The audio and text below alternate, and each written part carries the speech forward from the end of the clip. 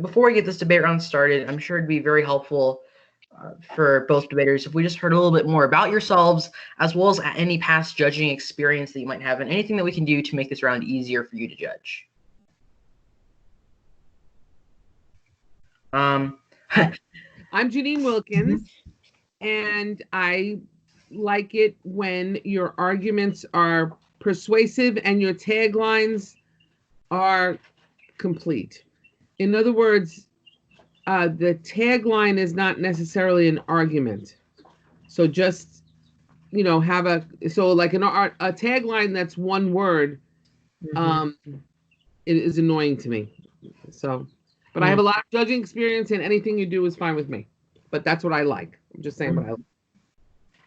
All right. Next, well, it doesn't really matter, but Miss Reed, I guess you can go ahead. Yeah, okay. So I did Lincoln Douglas debate for 3 years in high school. So I'm pretty familiar with the terms that you'll be using in the round. Things that I look for whenever I'm judging are, like what Ms. Wilkins said, is persuasiveness and also precision. I don't like arguments that go all over the place. So be very persuasive and precise, and give me good, clear taglines. Don't just give me an argument, but if you don't tag it, I'm probably not going to get it down on the flow. So stay organized. All right. All right. I guess that means I'm last. So, I actually competed in Stoa, Lincoln Douglas, for I think 4 or 5 years. So I'm familiar with the format and all the terms and theory and stuff. So for me to win the debate, the best thing you can do is like go back to your value, and especially at the end of the debate, tie your biggest arguments back to your value. Don't just state them as if they should automatically help you win. The second thing is try to impact your arguments as to basically what they mean and how they're important. And then finally, just one more note. I'd prefer not to see the debate come down to definitions too much unless it's absolutely critical to your side of the debate. I hope we don't see definitions war. All right. Thank you. Yes, thank you all very much. And also, I guess just for the sake of the recording, my name is Evan Lopez, and I'm the affirmative speaker today. And my name is Kalin Johnson, and I'm the negative speaker today. Yep. All right. Well, now that we've gotten all of that out of the way, we can move on to the reason that we came here, which is to actually debate. Just one more note before I start. Whenever I am not speaking, I'm just going to be muted. And Kalin, if you're ever about to start a speech, you can just assume that I'm ready, so I don't have to go through muting, then unmuting, or unmuting, then muting, and all of that, unless I tell you otherwise. Of course, and the same goes for me. All right, that's great. Okay, so now with all that out of the way, we can just start off. I have about 6 minutes. I have 6 minutes here on the clock. I'm going to assume that all my judges and my opponent is ready. And with that, we can go ahead and get started. England is made up of about 5% Middle Eastern Muslims. However, many of those Muslims believe that England is made up of up to 90% Middle Eastern Muslims. Why the big difference, you might be wondering? I can tell you in one word: multiculturalism. The doctrine of multiculturalism has caused minorities to break off into their own isolated communities and groups away from larger society. And because of that, I affirm the resolution that culture ought to value assimilation over multiculturalism. Of course, we have to understand what those words mean with definitions. My first definition is culture. Cambridge Dictionary defines culture as, quote, the way of life, especially the general customs and beliefs of a particular group of people at a particular time, end quote. My second definition is assimilation. According to Merriam-Webster, quote, assimilation refers to the process through which individuals and groups of differing heritages acquire the basic habits, attitudes, and mode of life of an embracing culture, end quote. And finally, my third definition is multiculturalism. Merriam-Webster defines multiculturalism as, quote, cultural pluralism or diversity, as within a society, an organization, or an educational institution, end quote. With all that basic groundwork out of the way, we can get into understanding how we're going to be able to make our decision with my value of well-being. Again, well-being, which is essentially the state in which both the individual and the group are happy, they function effectively, ultimately they're productive, and are just satisfied with the way that their lives are. And so whoever can prove that their side upholds more well-being than the other, that should be the winner of this debate round. My value link is central objective. Again, central objective. The end goal of every decision that we or cultures make ultimately is just to try and improve our own well-being. We go to work because we want a job, so that we can try and get money to pay for ourselves and to pay for all the family, and ultimately just sustain ourselves. Every single decision that we make ultimately is rooted in whatever will provide us with the most well-being. And my first contention is that assimilation provides well-being. Again, assimilation provides well-being. Now, the benefit to a person who adopts the traits of the larger group really is hard to overstate. For one, it fosters a sense of belonging to the larger group.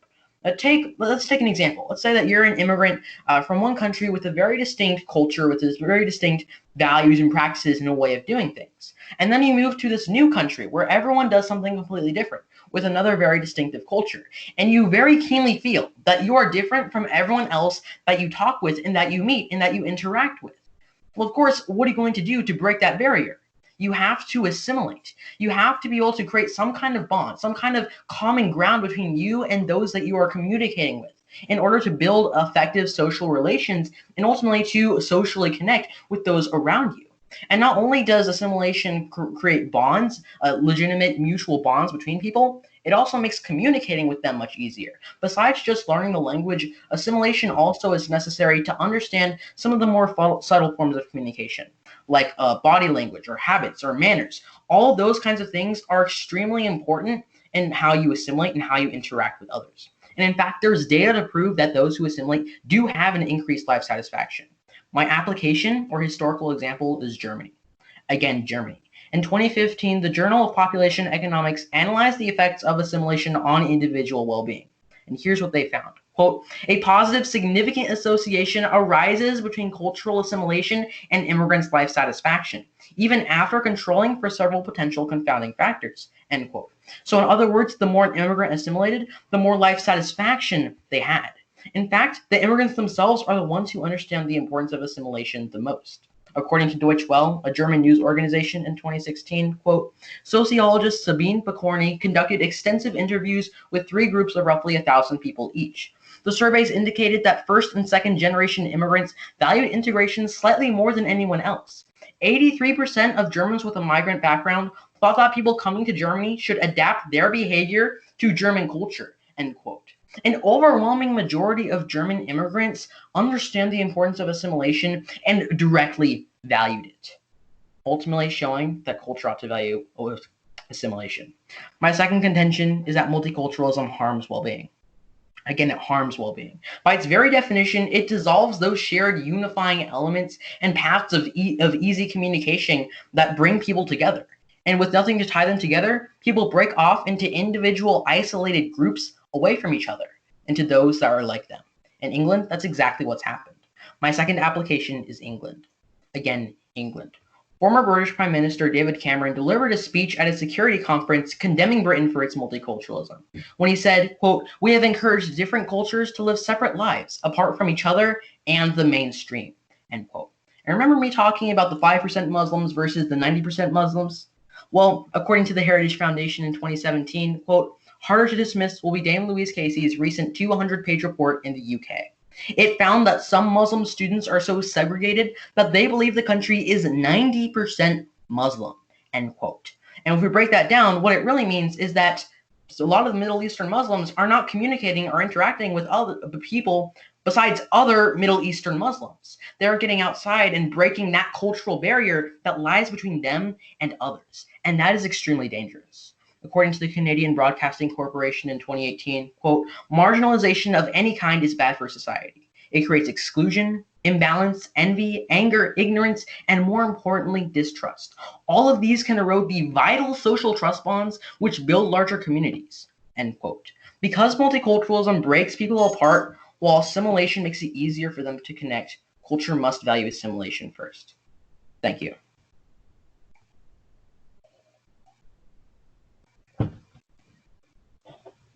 All right, this is going to be a 3-minute cross-examination. Mm-hmm. And assuming all my judges are ready and my opponent, Mm-hmm. then I'll get started. Great speech. I just have a few questions on it. First of all, I was hoping you could restate your source for your definition of multiculturalism. Of multiculturalism was Merriam-Webster. Okay. Okay, moving on. Underneath your value of well-being, do you think that people have different goals in life that they are trying to achieve? Yeah, people do generally have different goals, but we can all agree that trying to reach those goals and trying to reach personal goals is something that provide everyone with well-being. Okay, but you would agree that people have different things they want in life. A lot of that depends on what culture they're in, correct? Not necessarily. You see, a lot of different cultures don't necessarily differ in what they want. They just have different ways of doing them. Okay. But there are certain cultures that have different things that they want, correct? Some culture, for example, simplifying it down, one culture could value money greatly, whereas another could value education more. Something like that, correct? Well, in those specific instances, not necessarily, but yes, I agree with the general idea. All right. Moving on into your first contention. You mentioned that it builds communication under assimilation. Can you communicate with people that have different beliefs than you? You can, but culture implies a lot more than just different beliefs. It also implies specifically the way that you communicate and interact with others. Okay. Does the word communication come up anywhere in your definition of culture? No, but if we look back to my definition of culture, it's talking about the general customs and beliefs. And the idea of general customs includes specific mannerisms and ways that people talk and communicate with each other, including Okay. the language. Custom, you're saying a language is a custom? Language is something that distinctly separates different cultures, and yes, I would consider differing languages to be differing customs and behaviors among different people. Okay. You would agree that there's lots of cultures out there that have the same language, correct? Lots of different cultures that speak the same language. It depends on what level of culture you're talking about, but as a general rule, many cultures can share the same language. So that doesn't mean communicating between different cultures is actually easy or simple. Okay, but for example, there's lots of countries that speak Spanish that have different cultures within them, correct? Yes, absolutely. Okay, moving on underneath your application of Germany, did they ever state, they mentioned that it's an integration. Did they ever state that assimilation actually helped them instead of just the word integration? Yes. Could you read the part that it says assimilation, not Yes. integration? Yes. A positive, significant association arises between cultural assimilation and immigrants' life satisfaction. Okay, that's early in the piece. Okay, moving on into the part under your second contention. You mentioned, so this is within England. And so this 5%, 90%, these have to do with specifically students, correct? It talked about how some Muslim students were very segregated. Yes. Okay, I'm out of time, so no further questions. I'll be starting native prep time with 3 minutes on the clock.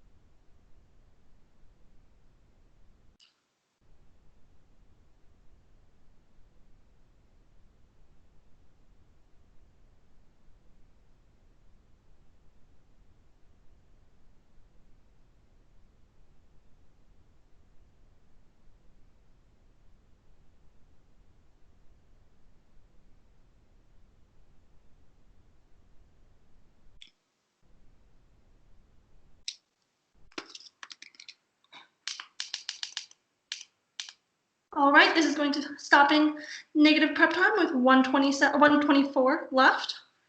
And then this is going to be a 7-minute speech.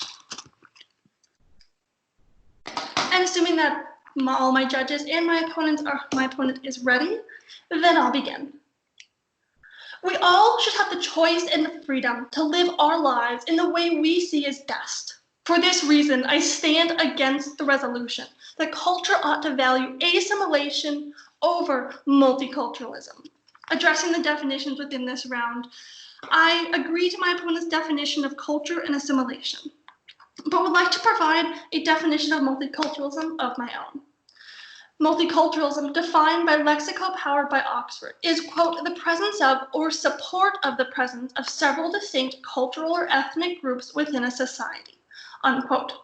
Now, the reason you can prefer this definition over my opponent's goes down to two things. First, I think it's a better source. It's Lexico powered by Oxford, which is a well-known scholastic source behind it. And then the second one is the application of it. I want to emphasize the word support because that's the essence of multiculturalism. It's being able to support each other, not just have multiple cultures living in the same place.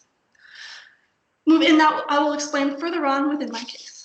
Moving down, I'd like to add another definition onto the definition list, which is quality of life, defined by World Health Organization as, quote, an individual's perception of their position in life in context of the culture and value system in which they live, and in relation to their goals, expectations, standards, and concerns, unquote.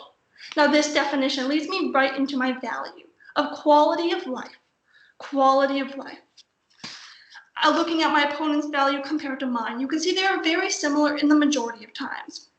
But the reason you should prefer my value over is because, again, they're very similar, except in the times they matter. There are people out there that want to have different exact definitions of quality of life, and they should have the ability to go for that, whether that is for religious purposes, whether that is for the freedom of their country. They should have the ability to go for that good quality of life, no matter what that is. Moving on, I'd like to propose a few contentions of my own. My first contention is health. Health. Every society wants its people to be healthy. It is a foundation to starting a culture and a life. Everything from security to happiness relies on it.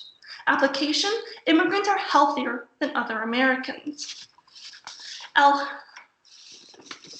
Alvin Powell says, quote, young immigrant men with lower levels of education commit fewer crimes than their native-born counterparts, the report said, and foreign-born men ages 18 to 39 are jailed at 1/4 the rate of native-born men. The impact of this is felt in cities where concentrations of new immigrants align with lower crime rates, Walters said. Immigrants are in much better health than native-born Americans, with lower obesity, smoking, and cancer, which all went up after they assimilated, unquote. The impact is that with multiculturalism and not assimilation, that promotes the health of the immigrants, and that health allows them to strive for a good quality of life and add their unique ideas and experiences to the culture around them. Contention 2, freedom. Freedom. In order to achieve a quality of life, you also need freedom. Everyone is working towards their ideal lives, and freedom gives them the chance to do that. For the majority of cultures, they have different exact definitions of quality of life. By assimilating people into a different way of life, you could be taking away from them what they consider the best quality of life. Application, Canada. Canada. The Canadian Multiculturalism Act is a policy that promotes freedom and understanding for everyone throughout the country. This act demonstrates the importance of multiculturalism in the Canadian society and treats it as a priority by the Government of Canada and defends the freedom of all people. Multiculturalism is also valued by the culture and the people. A poll by CBS News shows that Canadians value multiculturalism greatly. It found that 65% of Canadians are proud of its multicultural makeup, and only 12% disagree. Multiculturalism is valued by the culture in Canada and by the majority of the people. Multiculturalism and freedom in Canada have helped it with growth and improvement. Derek Thompson states that, quote, but there is a clear lesson worth importing from Canada. When a city or province passes a certain threshold of diversity, pro-immigration politics can become a self-sustaining virtuous cycle.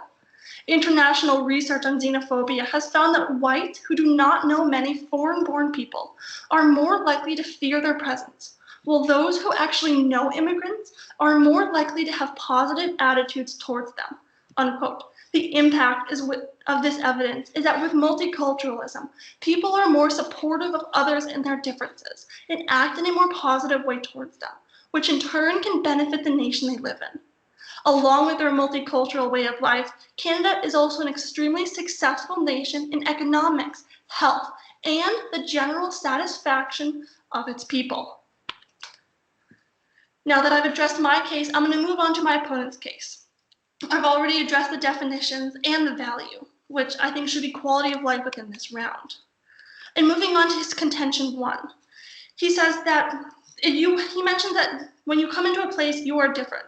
But he never mentions why that's bad. We all have differences, and we should promote other people's ability to share their experiences and unique ideas. Those differences aren't bad. And then he mentions building relationships with people. And my response to this is that you can build relationships with people that are different than you. It actually is beneficial for you to build relationships with people who have been through different experiences. It can help you broaden your horizons and understand the world in a better way. And then going down to the communication, you can communicate with people who are different than you. There's lots of different cultures that speak the same language. Language isn't a major part of culture, going along with the definitions. It's more of the beliefs. So you can communicate with people that are different than you. And underneath his application of Germany, he mentions that the immigrants are wanting to assimilate. And if they want to assimilate, there are times when they should be able to assimilate and join their culture. It's that freedom to, and not the pressure from the dominant culture to assimilate. And again, there are going to be times where it's good, but in the majority of cases, multiculturalism is better. And then he never mentions why they wanted to assimilate, and maybe that was because of social pressure. Finally, addressing his second contention, this is the fault of bad education, not multiculturalism. You can cross-apply my application of Canada to show that multiculturalism works and should be valued over assimilation. Thank you. I now stand ready for cross-examination.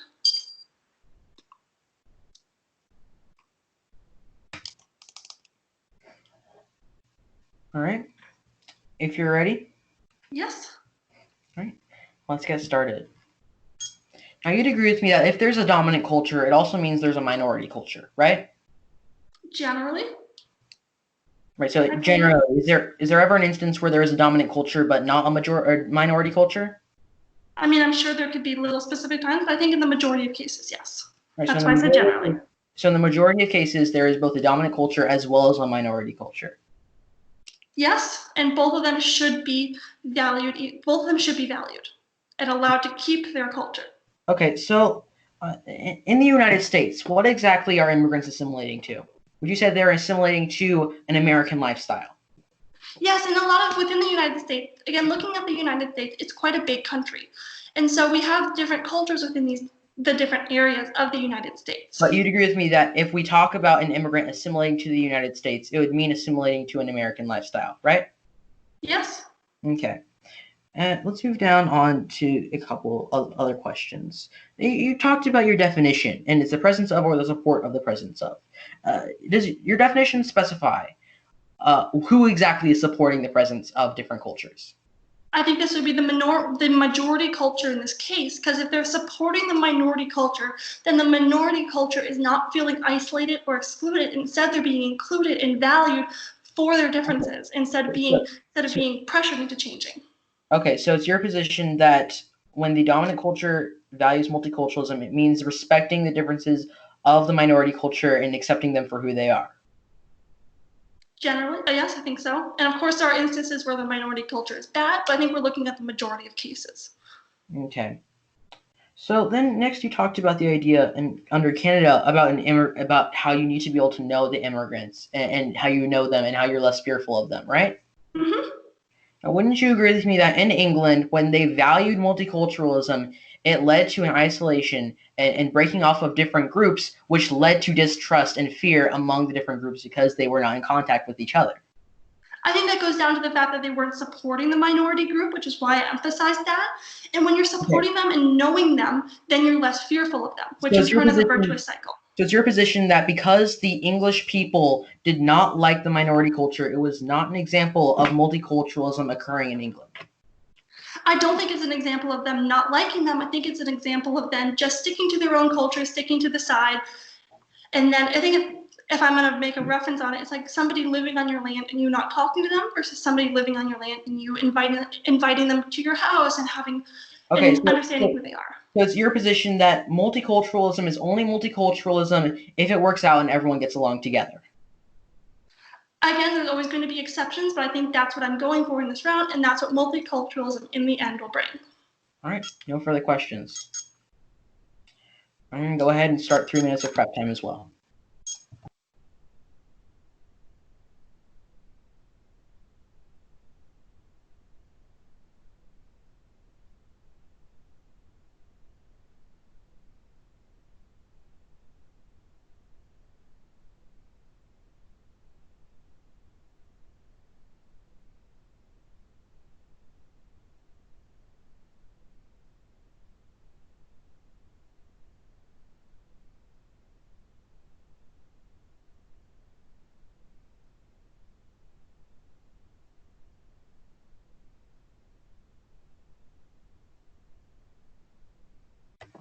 Stopping prep time with 2 minutes and 20 seconds remaining.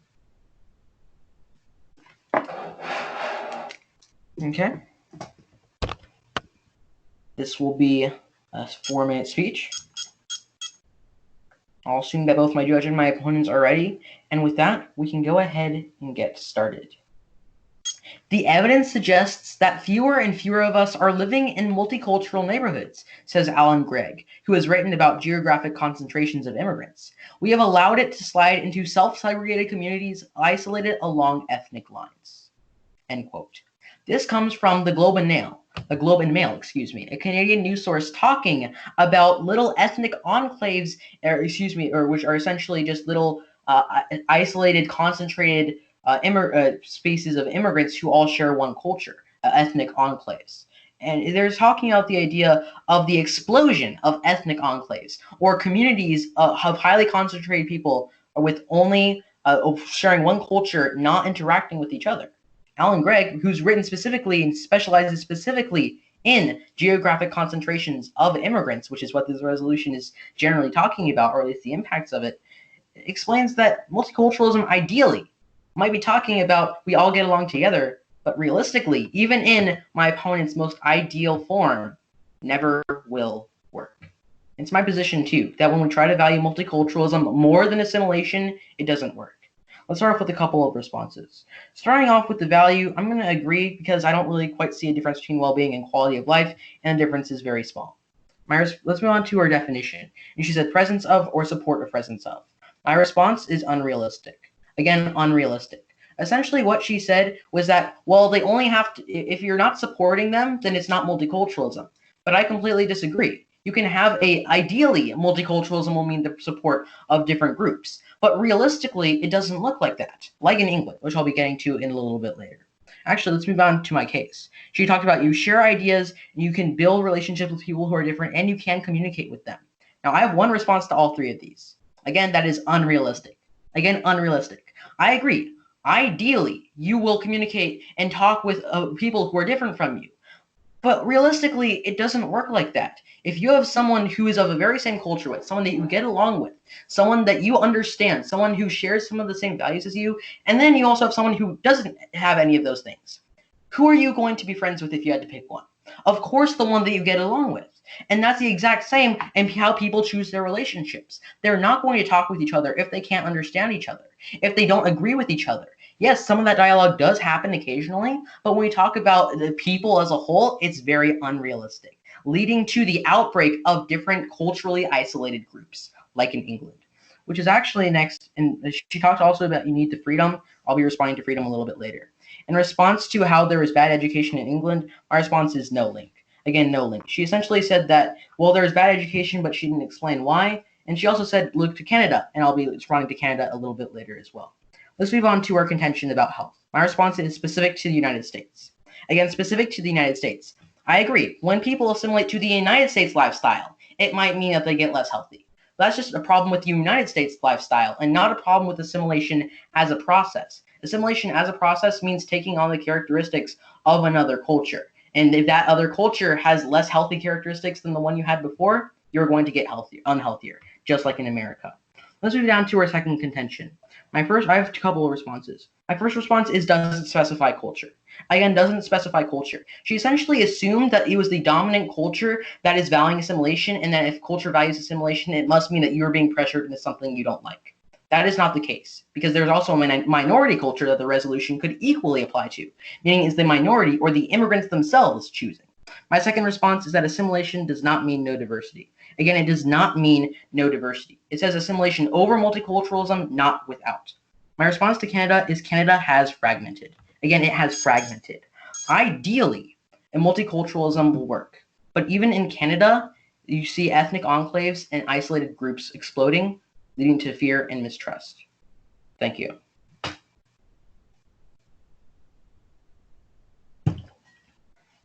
I'm starting the remainder of negative prep time with 124 left.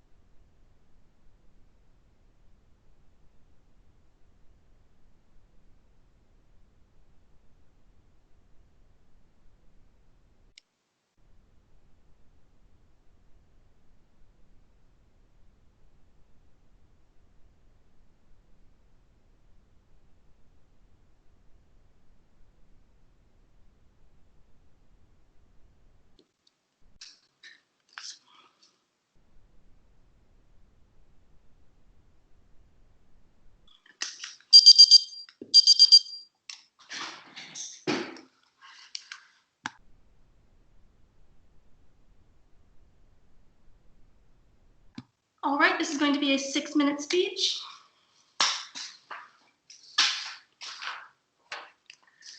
And assuming that both my opponent and all my judges are ready, then I'll begin. Quote, the fact that societies are becoming increasingly multi-ethical, multicultural, and multi-religious is good.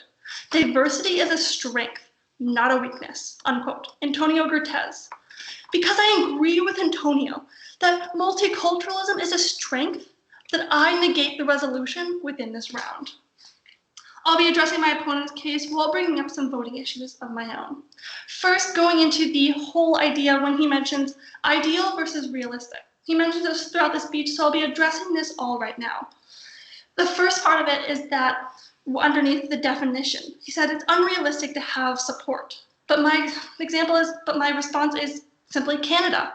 They are an example of when they're supporting their immigrants, to allow them to have that multicultural mindset. It's not unrealistic because it's happened. And it's what we all should be striving for underneath multiculturalism. And then again, I'd like to say that Canada, he mentions again, ideal versus realistic. We're looking at what? We're looking at both of these sides, and multiculturalism covers both, the ideal and the realistic, which is why it should be held highest within this round.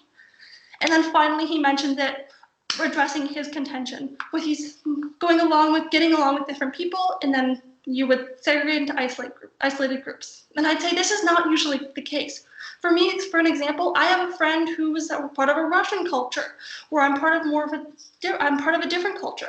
We're all parts of the different cultures, and we still get along. In fact, that's usually better for us because we're being exposed to different ways of life, different thinking, which can improve either our own thinking or can change us to be better in the long run.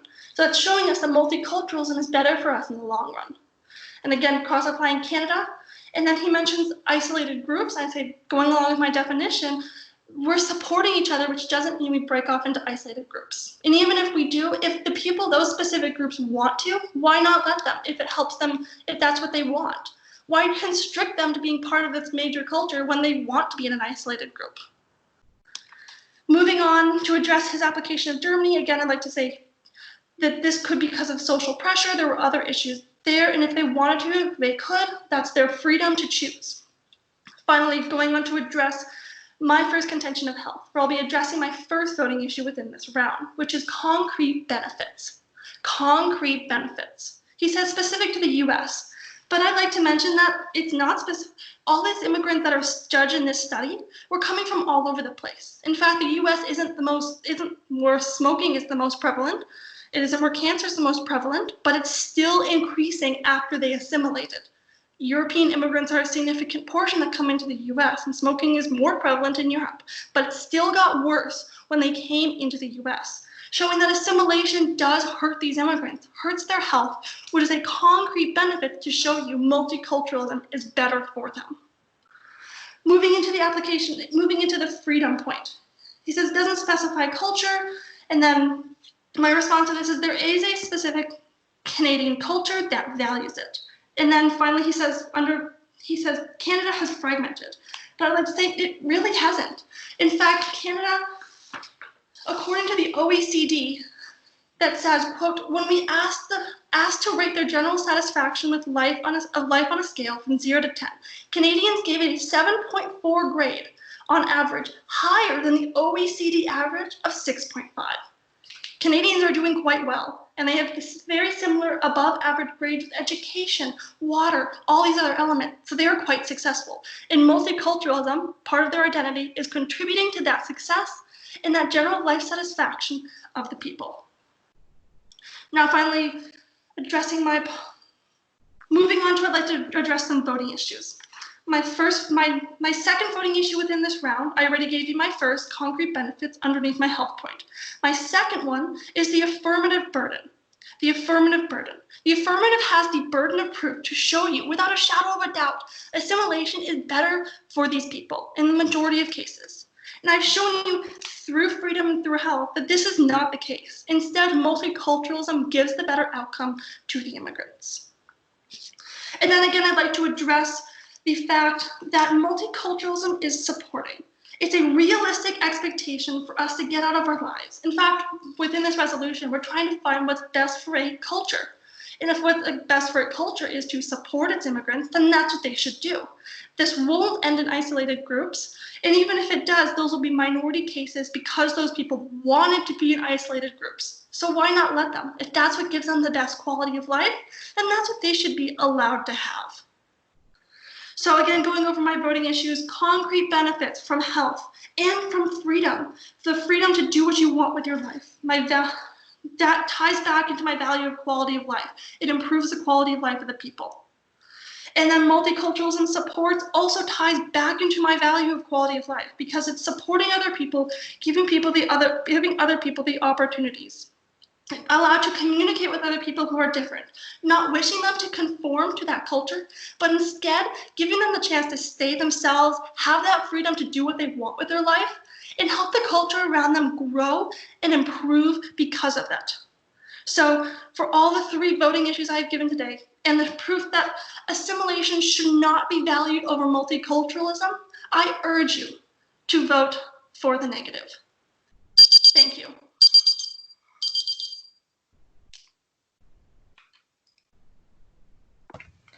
Okay, well, I'm gonna assume that all my judges as well as my opponent are ready. And with that, let's go ahead and get started. Even in multiculturalism's most ideal form, it is inherently flawed. And that ideal form is Canada, which my opponent has brought up over and over again. So I want to start off with that point. She said that it hasn't fragmented because they have a 7.4 average life satisfaction when they were asked a question. I have 2 responses. My first question is doesn't disprove. Again, doesn't disprove. Essentially what she said was that, well, on average, they have a 7.4 life satisfaction rating, But it doesn't disprove the point that still they've broken off into isolated communities of ethnic enclaves, not communicating with each other, which ultimately does not provide for society in the long run. My second response is unreliable study. Again, unreliable study. Essentially, the OECD, which is a group of some of the developed countries, essentially went and asked people questions and of how they personally would rate their lives. And that's exactly where the problem is. You can't ask someone to rate their lives against another person who also is asked the same question to rate their lives and expect questions that will objectively compare with each other. Because everyone is different. Everyone's going to give different answers. I know I would give a very different answer from someone else that I know, or many people that I know, even if necessarily our answers aren't actually truly that different. Let's get into a couple of other points really showing this to be the case even more. Starting off, she said Canada is realistic because you are supporting of people. My response, and under the definition, my response is doesn't necessitate. Again, doesn't necessitate. She brought up the example of how Canada is supportive, but it doesn't mean that multiculturalism necessarily is supportive. I brought up the example of England, which she talked about a little bit earlier. What she essentially said was that, well, it doesn't apply in the definition, which says that only multiculturalism must have a happy ending. Here's the issue. Multiculturalism was tried in England, and it didn't have a happy ending, thus disproving thus disproving the definition, because it doesn't necessarily mean the support of others. Ideally, it will, but it doesn't mean that's not actually always the case. She talked about actually how, well, and she said it's not usually the case because in general, you will be supportive of those with who are different from you. My response is logic disproves. Again, logic disproves. But here's the issue. She never addressed the logic that I brought up about how if you had to choose between two people and one of which you got along with better and you had to choose, you go with that person. Yes, you can make friends and communicate with those who are different from you, but ultimately it does not mean that suddenly multiculturalism will mean that everyone responds to each other and will not break off into their isolated groups, leading to fear and mistrust. My first voting issue is that multiculturalism is only ideal. Again, it is only ideal. Multiculturalism only works in its most ideal forms, which actually isn't a reality. My second voting issue is that assimilation is a necessary foundation. Again, it is a necessary foundation. We talked about how the vast majority of those of the minority culture would actually find it desirable. How the dominant culture valuing assimilation does not mean getting rid of multiculturalism entirely. It just means bringing them together. And because that leads to more well-being, I strongly urge an affirmative ballot. Thank you.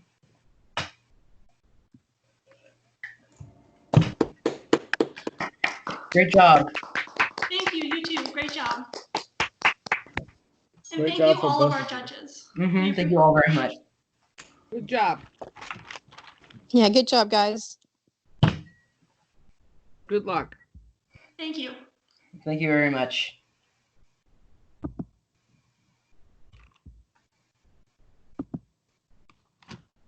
Well, good night, and I will see you all a little bit later. Yes. Yep, y'all have a Good good luck. night. Hope you have a good rest of your day.